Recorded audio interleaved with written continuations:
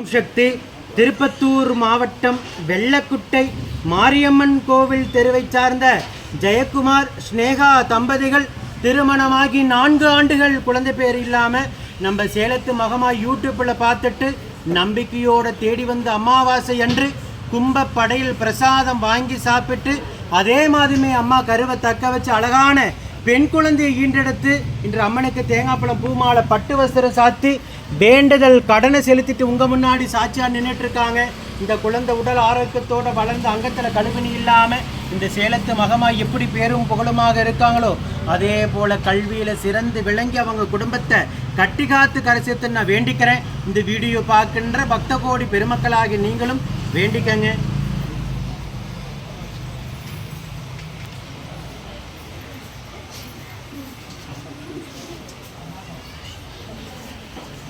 இதே போல் ஆயிரம் கணக்கான தம்பதிகளுக்கு உடனுக்குடனாகவே கும்பப்படையில் பிரசாதத்தின் மூலமாகவும் பச்சை பயிர் பிரசாதத்தின் மூலமாகவும் கலியுகத்தின் கண்கண்ட தெய்வமாக ஒவ்வொரு குடும்பத்திற்கும் குழந்தை செல்வத்தை அள்ளி கொடுத்து உயிருள்ள வரைக்கும் மறக்க முடியாத நிலையான சந்தோஷத்தை ஒவ்வொரு தம்பதிகளுக்கும் வழங்குறாங்க. ஓம் சக்தி பராசக்தி.